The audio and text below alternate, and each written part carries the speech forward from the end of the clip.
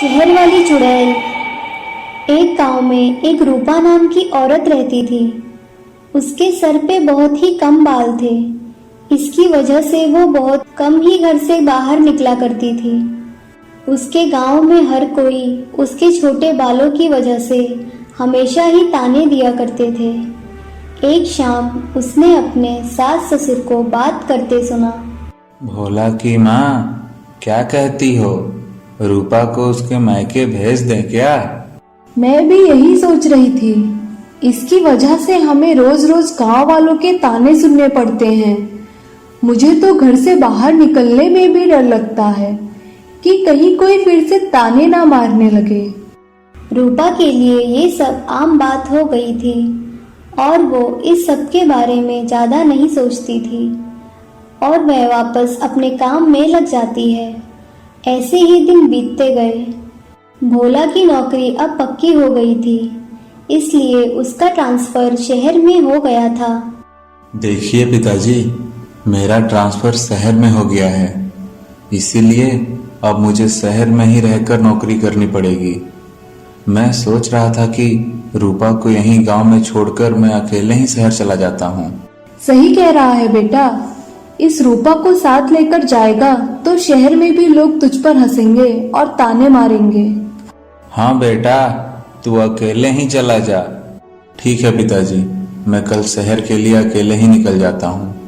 रूपा ये सब सुन रही थी और बहुत ही मायूस हो गई थी। जब वो रात में भोला से बात करने कमरे में गई तो भोला सो चुका था। रूपा ने उसे जगाना उचित नहीं समझा और वो भी सो जाती है। अगली सुबह भोला चुपचाप रूपा को बिना बताए अपने माता पिता को प्रणाम करके शहर के लिए निकल जाता है। अब रूपा बहुत ही उदास रहने लगी थी। एक दिन डाकिया भोला की चिट्ठी लेकर आता है। रूपा चिट्ठी पढ़कर खुश हो जाती है और अपनी सास से कहती है, माँ जी, उनकी चिट्ठी आई है। वो कल की ट्रेन से गांव वापस आ रहे हैं। और इतना कहकर रूपा खुशी खुशी अपने कमरे में चली जाती है।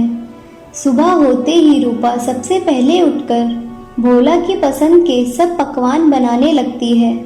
अब भोला की ट्रेन के आने का समय हो चुका था। किसी ने दरवाजा खटखटाया। रूपा खुशी से दरवाजा खोलने जाती है और ये क्या, भोला अकेला नहीं था, उसके साथ एक औरत भी थी। ये सब देख रूपा बहुत आश्चर्यचकित हो गई। दरवाजे से हटोगी तभी तो हम अंदर आएंगे। बिना कुछ कहे रूपा अपने कमरे में चली जाती है। फिर भोला उस औरत को लेकर अपने माता पिता के कमरे में चला जाता है और कहता है, माँ, कैसी लगी तुझे तेरी नई बहू?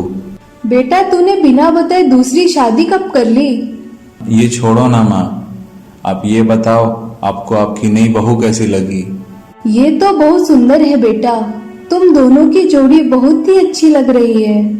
भोला, तू दूसरी बहू तो ले आया है, लेकिन अब रूपा का क्या करेगा? करना क्या है? घर में काम करने वाला भी तो कोई होना चाहिए ना। हाँ, ठीक ही तो कह रहा है भोला। काम करने वाला भी तो कोई होना चाहिए ना।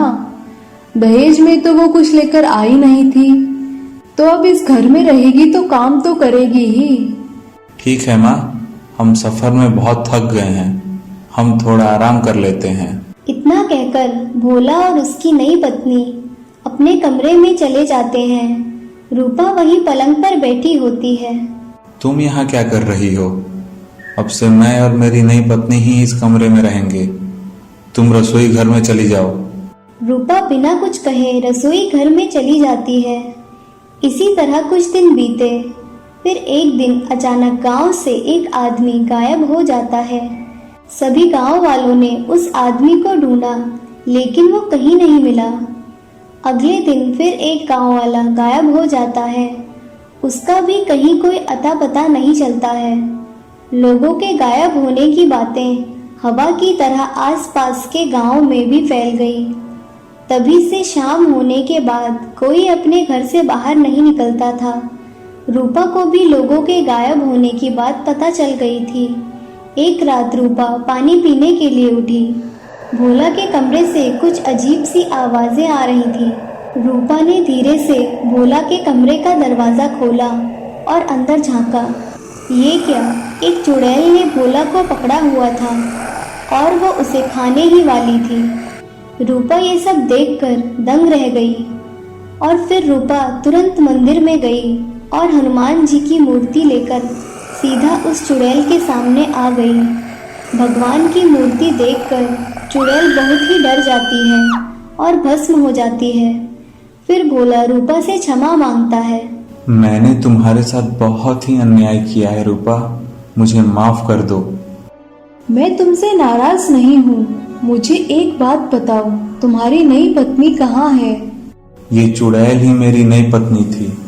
जिस दिन से ये गांव में आई थी उसी दिन से गांव के लोग गायब हो रहे थे और एक दो बार मैं जब भी पानी पीने के लिए उठा इसको मैंने बिस्तर पे नहीं देखा।